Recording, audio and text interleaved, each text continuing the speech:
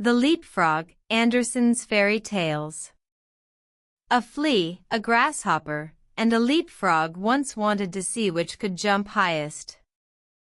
And they invited the whole world, and everybody else besides who chose to come to see the festival. 3 famous jumpers were they, as everyone would say, when they all met together in the room. "I will give my daughter to him who jumps highest," exclaimed the king, "for it is not so amusing where there is no prize to jump for." The flea was the first to step forward. He had exquisite manners, and bowed to the company on all sides, for he had noble blood, and was, moreover, accustomed to the society of man alone. And that makes a great difference. Then came the grasshopper. He was considerably heavier, but he was well-mannered, and wore a green uniform, which he had by right of birth. He said, moreover, that he belonged to a very ancient Egyptian family, and that in the house where he then was, he was thought much of.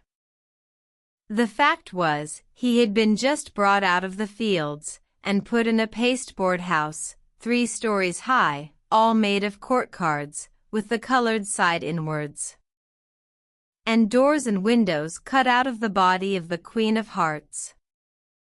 "I sing so well," said he, "that 16 native grasshoppers who have chirped from infancy, and yet got no house built of cards to live in, grew thinner than they were before for sheer vexation when they heard me." It was thus that the flea and the grasshopper gave an account of themselves, and thought they were quite good enough to marry a princess. The leapfrog said nothing, but people gave it as their opinion that he therefore thought the more. And when the housedog snuffed at him with his nose, he confessed the leapfrog was of good family. The old counselor, who had had 3 orders given him to make him hold his tongue, asserted that the leapfrog was a prophet. For that one could see on his back, if there would be a severe or mild winter, and that was what one could not see even on the back of the man who writes the almanac. "I say nothing, it is true," exclaimed the king, "but I have my own opinion, notwithstanding." Now the trial was to take place. The flea jumped so high that nobody could see where he went to, so they all asserted he had not jumped at all. And that was dishonorable. The grasshopper jumped only half as high, but he leaped into the king's face, who said that was ill-mannered. The leapfrog stood still for a long time lost in thought.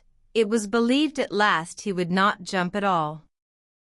"I only hope he is not unwell," said the housedog, when, pop, he made a jump all on one side into the lap of the princess, who was sitting on a little golden stool close by. Hereupon the king said, "There is nothing above my daughter, therefore to bound up to her is the highest jump that can be made. But for this, one must possess understanding, and the leapfrog has shown that he has understanding. He is brave and intellectual. And so he won the princess." "It's all the same to me," said the flea. "She may have the old leapfrog, for all I care. I jumped the highest, but in this world merit seldom meets its reward. A fine exterior is what people look at nowadays." The flea then went into foreign service, where, it is said, he was killed. The grasshopper sat without on a green bank, and reflected on worldly things. And he said too, "Yes, a fine exterior is everything. A fine exterior is what people care about." And then he began chirping his peculiar melancholy song, from which we have taken this history, and which may, very possibly, be all untrue, although it does stand here printed in black and white. Subscribe for more amazing stories. Like and share if you enjoyed the story.